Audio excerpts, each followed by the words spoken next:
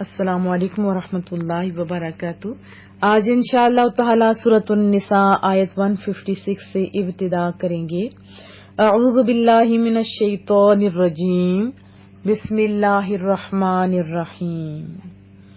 و اور بی ساتھ یا بسبب یا باعث، و بکفرہم اور ان کے کفر کے باعث، و قولہم قول کہتے ہیں بات کرنا، کہنا، باندھنا، اور ان کے باندھنے یا کہنے کے سبب علی پر یا اوپر مریم حضرت مریم علیہ السلام بہتانن بہتان الزام بلیم عظیمہ بڑا عظیم بہت بڑا، وبکفرہم وقولہم علی مریم بہتانا عظیما اور ان کے کفر کے باعث اور مریم علیہ السلام پر بہتان عظیم باندھنے کے باعث، وقولہم اور ان کے اس قول کے سبب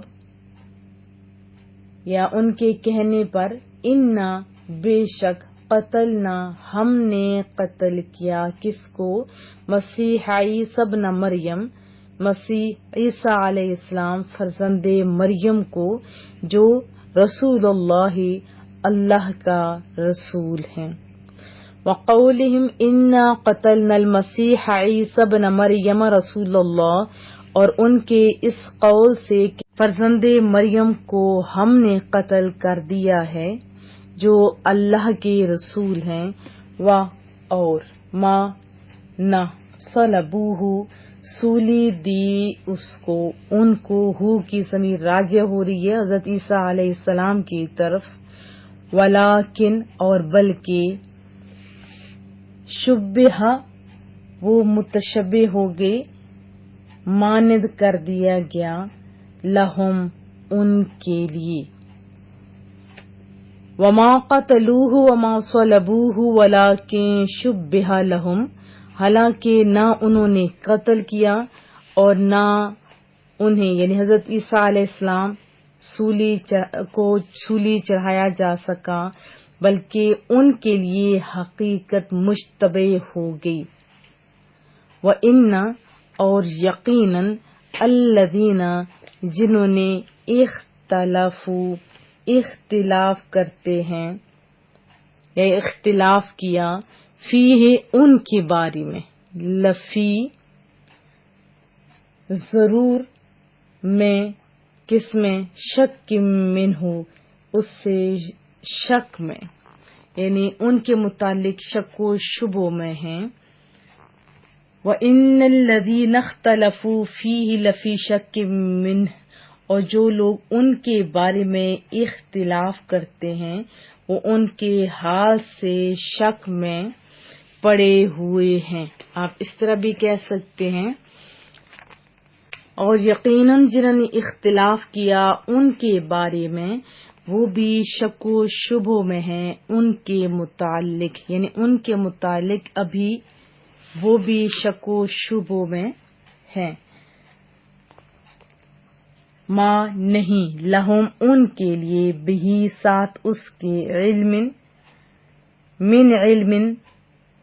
کا معنی ہوتا ہے سے فرام یا کچھ علم، الا مگر یا سوائے، اتباع ظن کی پیروی کر رہے ہیں، اتباع کر رہے ہیں کس کی، ظن کی۔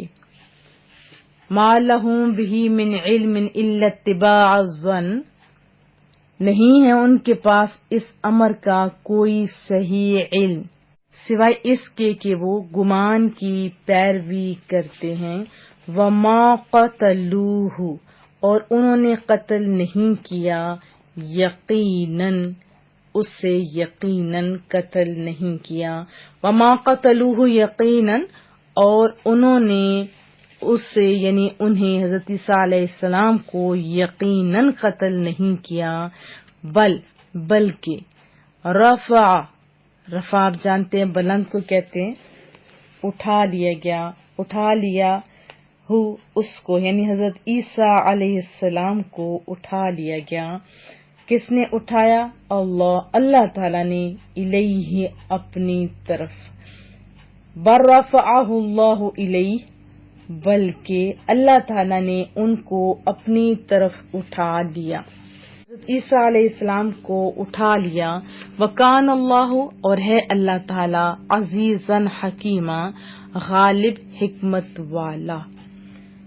وَإِنْ، اور نہیں، من اہل الکتاب، اہل کتاب میں سے، الا مگر، لیؤمنن، ضرور ایمان لائے گا، بھی اس کے ساتھ، قبل موتہ، قبل کہتے ہیں پہلے کو، موت ہی ان کی موت سے پہلے ہی کی ضمیر راجع ہو رہی ہے حضرت عیسیٰ علیہ السلام کی طرف۔ وَإِن مِّنْ أَهْلِ الْكِتَابِ إِلَّا لَيُؤْمِنَنَّ بِهِ قَبْلَ مَوْتِهِ، اور کوئی اہل کتاب میں سے ایسا نہیں ہوگا مگر وہ حضرت عیسیٰ علیہ السلام پر ان کی موت سے پہلے ضرور ایمان لائے گا۔ وَيَوْمَ الْقِيَامَةِ، اور قیامت کے دن، یکون، وہ ہوں گے، وہ ہوگا، علیہم، ان پر، شہیدہ، گواہ۔ وَيَوْمَ الْقِيَامَةِ يَكُونُ عَلَيْهِمْ شَهِيدًا، اور قیامت کے دن وہ، یعنی حضرت عیسیٰ علیہ السلام کے بارے میں بات ہو رہی ہے، اور قیامت کے دن وہ ان پر گواہ ہوں گے۔ پس بظلم، ظلم کے سبب، یا ظلم بس سبب ظلم آپ کہہ سکتے، یا ظلم ڈھانے کے سبب، من سے، الذین، ان لوگوں نے جو، ہادو، یہودی ہوئے، حرمنا، ہم نے حرام کر دی، ہم نے حرام کر دی، اور اس کا اپوزٹ ہے حلال، علیہم، ان پر، طیبات، پاکیزہ چیزیں، احلت، جو حلال تھیں، جو مباح تھیں، جو جائز تھیں، لہم، ان کے لیے، اور بصدہم، بسبب ان کے روکنے کے، عن سبیل اللہ، اللہ تعالی کی راہ سے، کثیرا، بہتوں کو، اکثر لوگوں کو۔ فَبِظُلْمٍ مِّنَ الَّذِينَ هَادُوا حَرَّمْنَا عَلَيْهِمْ طَيِّبَاتٍ أُحِلَّتْ لَهُمْ وَبِصَدِّهِمْ عَن سَبِيلِ اللَّهِ كَثِيرًا، سو بوجہ ظلم ڈھانے، یعنی یہود کے بوجہ ظلم ڈھانے کے، یا یہود کے ظلم ڈھانے کے سبب، ہم نے ان پر وہ پاکیزہ چیزیں جو ان کے لیے حلال کی گئی تھیں، حرام کر دیں، اور دوسری وجہ بتائی جا رہی ہے، اور بوجہ روکنے کے، یہود کے اللہ کے راستے سے بہت سارے لوگوں کو، یعنی اللہ کے راستے سے بہت سارے لوگوں کو روکنے کے سبب، کیونکہ یہ بھی تو ان کی بدقسمتی تھی، یہ بھی تو بڑا ظلم ہوتا ہے نا کہ اللہ کے راستے سے لوگوں کو روکا جائے۔ وَأَخْذِهِمْ، اور بسبب ان کے لینے کی، کیا چیز، ربا، سود کے، وقد، اور تحقیق، نہو، منع کیا گیا ان کو، نہا ینہا، منع کیا گیا یا وہ روکے گئے تھے، عنہ، اس سے، یعنی ربا سے، وَأَكْلِهِمْ، اور بسبب کھانے کے، کیا چیز، اموال الناس، مال کی جمع اموال، لوگوں کے مال، بالباطل، باطل طریقے سے، ناحق کھانے کے سبب، وَأَخْذِهِمُ الرِّبَا، اور ان کے سود لینے کے سبب، وَقَدْ نُهُوا عَنْهُ، حالانکہ اس سے منع کیے گئے تھے، وَأَكْلِهِمْ أَمْوَالَ النَّاسِ بِالْبَاطِلِ، اور ان کے لوگوں کے ناحق مال کھانے کے سبب، وَأَعْتَدْنَا، اور ہم نے تیار کر رکھا ہے، لِلْكَافِرِينَ، کافروں کے لیے، منہم، ان میں سے جو کافر ہیں، عذابًا علیما، دردناک عذاب۔ وَأَعْتَدْنَا لِلْكَافِرِينَ مِنْهُمْ عَذَابًا أَلِيمًا، اور ہم نے کافروں کے لیے ان میں سے دردناک عذاب تیار کر رکھا ہے۔ یہ بھی آپ کہہ سکتے ہیں کہ ان میں سے جو کافر ہیں ان کے لیے ہم نے درد دینے والا عذاب تیار کر رکھا ہے۔ وضاحت جان لیتے ہیں۔ آپ جانتے ہیں کہ یہودیوں کے جرائم کا تذکرہ پہلے ہم سورۃ البقرہ میں بھی پڑھ چکے ہیں، اور یہاں ان جرائم کے علاوہ بھی شدید جو جرائم تھے وہ بھی اس میں ہمیں بتایا گیا۔ وضاحت جان لیتے ہیں۔ یہودیوں کے جرائم کا تذکرہ ہم پڑھ رہے تھے۔ حضرت مریم علیہ السلام کو جب حضرت مسیح علیہ السلام کی بشارت دی گئی تو اس ٹائم آپ کنواری تھی۔ جب وضع کا وقت قریب آیا تو آپ باہر ویرانے میں چلی گئیں کہ بچہ پیدا ہوا، تو وہ لوگوں کے طعنوں کا خیال کر کے گھبرائیں۔ تو رب کریم کی طرف سے حکم ہوا کہ جب کوئی مریم تم پر زبان درازی کرے نا تو تم چپ رہنا، پھر بچے کی طرف اشارہ کر دینا۔ جب آپ واپس یروشلم پہنچی، لوگوں نے ان کی گود میں جب بچہ دیکھا، انہیں غلط ملت کہا۔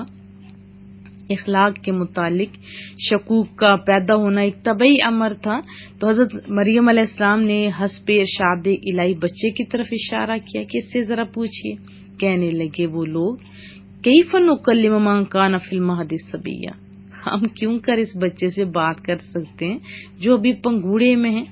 اس وقت وہ معصوم بچہ جن کی عمر چند گھنٹوں سے زیادہ نہیں تھی فصیح زبان میں بولنے شروع ہو گئے، یعنی جیسے بڑا بندہ بولتا ہے نا، تو فرمانے لگے کہ میں اللہ کا بندہ ہوں، اس نے مجھے کتاب دی ہے، اس نے مجھے نبی بنایا ہے۔ تو یہ بہت بڑا روشن معجزہ تھا، اور ناقابل تردید دلیل کو اپنی آنکھوں سے مشاہدہ کر لینے کے بعد اب انہیں حضرت مریم علیہ السلام کی طہارت کا یقین آنا چاہیے تھا، کیونکہ وہ اہل کتاب تھے نا، نبوت، وحی اور معجزات پر ان کا ایمان تھا، لیکن جان لینے کے بعد پھر ان کا اتنی پیاری ہستی پر تہمت لگانا بہتان عظیم نہیں تو اور کیا ہے۔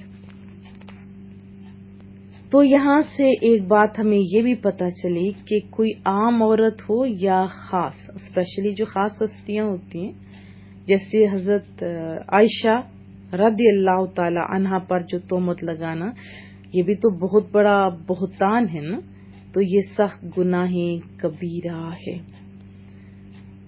اور قرآن کریم میں تو عظمتیں بیان ہوئی ہیں اما عائشہ کی اور ان پیاری ہستیوں کی، اور جن کے اللہ پاک کہہ دے تو پھر اللہ اکبر۔ پھر اس کے بعد یہود کے ایک اور جو سنگین جرم تھا، 7واں جرم ان کا یقیناً بنتا ہے کہ یہودیوں نے دعویٰ کیا کہ انہوں نے حضرت عیسیٰ علیہ السلام کو قتل کر دیا ہے، اور عیسائیوں نے اس کی تصدیق کی تھی۔ اللہ تعالیٰ نے دونوں کی تکذیب فرما دی، کیونکہ واقعہ تھوڑا چینج تھا نا۔ اصل میں جو منافق شخص تھا یہودیوں کو حضرت عیسیٰ علیہ السلام کا پتہ دینے کے لیے آپ کے گھر میں داخل ہوا اور حضرت عیسیٰ علیہ السلام کا ہم شکل ہو گیا۔ دیکھیے مالک ہے نا، وہ شکل جو اندھیروں میں بنا سکتا ہے وہ تو چینج بھی کر سکتا ہے نا۔ تو اللہ نے تو اپنے پیاری ہستی کو آسمان پر بلا لیا، تو یہودیوں نے اسی منافق کو حضرت عیسیٰ علیہ السلام کے دھوکے میں سولی دے دی تھی، لیکن خود بھی وہ لوگ حیران تھے کہ ہمارا آدمی کہاں گیا۔ ایک تو وہ آدمی غائب، اور دوسرا چہرہ تو حضرت عیسیٰ علیہ السلام جیسا تھا، لیکن باقی اعضاء بھی تو ہوتے ہیں نا، ہاتھ، پاؤں اور جسم، تو وہ تو بالکل چینج تھا۔ تو اس آیت میں وہی بتایا جا رہا ہے کہ وہ شک میں پڑ گئے اور یقینی طور پر کچھ نہیں کہہ سکتے تھے کہ وہ مقتول کون ہے۔ بعض کہتے تھے یہ حضرت عیسیٰ علیہ السلام، بعض کہتے یہ چہرہ تو حضرت عیسیٰ علیہ السلام کا ہے لیکن جسم ان کا نہیں، لہذا یہ وہ نہیں۔ تو یہودیوں کی پیروی میں آج کل اور بھی جاہل ہیں جو اس جہالت میں گرفتار ہیں۔ اللہ ہدایت دے بہت سارے ان بد نصیبوں کو۔ اور واضح طور پہ رب کریم نے فرمایا بر رفع اللہ الیہ، اللہ اکبر، اللہ نے انہیں اپنی طرف اٹھا لیا۔ اور پھر سب سے بڑی بات کہ تعریف کی، وہ کان اللہ عزیزا حکیما، وہ ایسا کرنے والا کر سکتا ہے، وہ غالب ہے، وہ حکمتوں والا ہے۔ تو یہاں سے کیا پتا چلا کہ حضرت عیسیٰ علیہ السلام صحیح سلامت آسمان پر اٹھا لیے گی۔ اس سے ریلیٹڈ ہمیں بہت ساری احادیث بھی ملتی ہیں جو بارہا آپ کو سنائی جا چکی ہیں۔ ایک اور بھی بات بھی اگلی آیت میں بتائے گی 159 میں، چند اقوال ہیں وہ سن لیتے ہیں۔ ایک قول تو یہ ہے کہ یہود و نصارہ کو اپنی موت کے وقت جب عذاب کے فرشتے نظر آتے ہیں تو وہ حضرت عیسیٰ علیہ السلام پر ایمان لے آتے ہیں، اور اس وقت کا ایمان مقبول اور معتبر نہیں، آپ بھی جانتے ہیں۔ تو یہ ایک ضعیف قول تھا، وہ بھی سنا دیا آپ کو۔ دوسرا قول یہ کہ آیت کے معنی یہ ہے کہ ہر کتابی اپنے موت سے پہلے اللہ تعالیٰ یا نبی پاک صلی اللہ علیہ وسلم پر ایمان لے آئے گا، لیکن موت کے وقت کا ایمان مقبول نہیں اور اس سے فائدہ بھی کچھ نہیں۔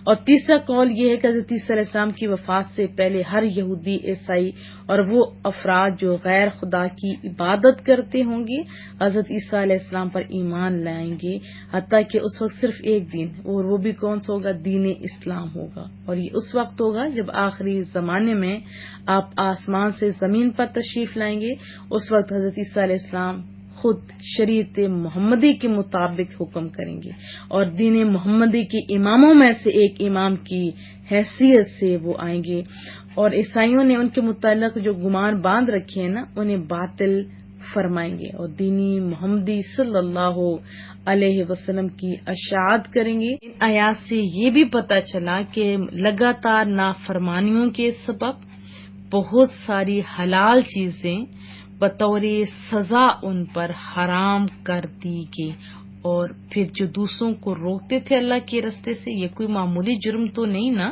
کہ انسان خود اطاعت خداوندی سے محروم رہے، لیکن جو شخص دوسروں کے لیے ہدایت کا راستہ بند کرتا ہے اور دعوت حق قبول کرنے سے روکتا ہے، اس سے بڑھ کر اور کون مجرم ہوگا؟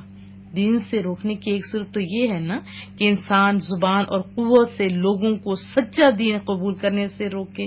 اس کے علاوہ ایک صورت یہ بھی ہے کہ جو زیادہ خطرناک ہے وہ یہ کہ انسان دین حق کو قبول تو کر لے لیکن اس کے احکام، اس کے ضابطۂ اخلاق، اس کے قواعد معاشرت وغیرہ پر عمل کر کے اپنی حالت کو نہ سنوارے، تو دوسری قومیں خود بخود اس دین سے متنفر ہو جائیں گی کہ جب اس کے قدیم ماننے والے کسی حیثیت سے بھی دوسری قوموں سے بلند اور بہتر نہیں تو پھر اس دین کو کیوں قبول کیا جائے؟ آپ ذرا سوچئے کیا ہم مسلمان کہلانے والے اپنے جو اعمال سے دوسری قوموں کے لیے اسلام قبول کرنے میں حجاب اور رکاوٹ تو نہیں ہے نا؟ یہ غور طلب مسئلہ ہے۔ اپنے اعمال کا محاسبہ کیجیے، اپنے رویوں کو دیکھیے، کہیں آپ کو دیکھ کے لوگ اللہ بول نہیں سکتے کہ اسلام کے قریب آ رہے ہیں یا جا رہے ہیں۔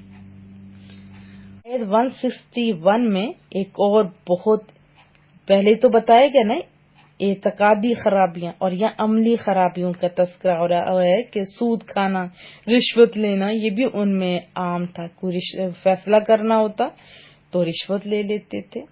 تو اس آیت سے سود کی حرمت اور رشوت کی قباحت کا بھی پتہ چلتا ہے۔ سود لینا تو حرام ہے، آپ جانتے ہیں۔ حضرت ابو ہریرہ سے مروی ہے، ہم لوگ اپنا ایمان بھی تازہ کر لیتے ہیں۔ رسول اللہ کا فرمان صلی اللہ علیہ وسلم، بے شک سود 70 گناہوں کا مجموعہ ہے، ان میں سب سے چھوٹا گناہ یہ ہے کہ آدمی اپنی ماں سے زنا کرے، بحوالہ ابن ماجہ۔ پھر ہم نے سورۃ البقرہ میں بھی پڑھا تھا۔ تو ایک اور حدیث طیبہ بھی سن لیتے ہیں۔ حضرت ثوبان رضی اللہ تعالیٰ عنہ سے مروی ہے، رسول اللہ کا فرمان کہ رشوت لینے والے، دینے والے اور ان کے مابین لین دین میں مدد کرنے والوں پر لعنت فرمائی، مسند امام احمد۔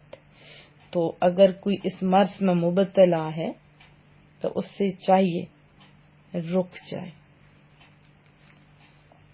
کیونکہ احادیث میں بھی واضح طور پہ منع کیا گیا ہے اور قرآن کریم میں بھی۔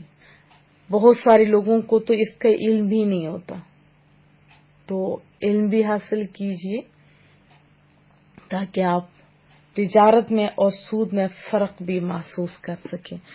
حضرت عمر کے دور میں چھوٹا اگر کوئی ریڈیو والا بھی بندہ ہوتا تھا اس کو بھی باقاعدہ علم دیا جاتا تھا، اور آج کل ہماری جو حالت ہے اللہ ہم لوگوں پر رحم فرمائے۔ اور ایک یہ بھی عام ٹرینڈ سا چل پڑا ہے، کہتے ہیں کہ ادھار لینے سے، لوگوں کے آگے ہاتھ پھیلانے سے بہتر ہے جی بینک سے لے لو۔ اگر بہتر ہوتا تو اللہ آپ کو منع نہ کرتا۔ اللہ سمجھ عطا فرمائے۔ وصلی اللہ تعالی علی محمد۔ سبحانک اللہم و بحمدک، نشہد ان لا الہ الا انت، نستغفرک و نتوب الیک۔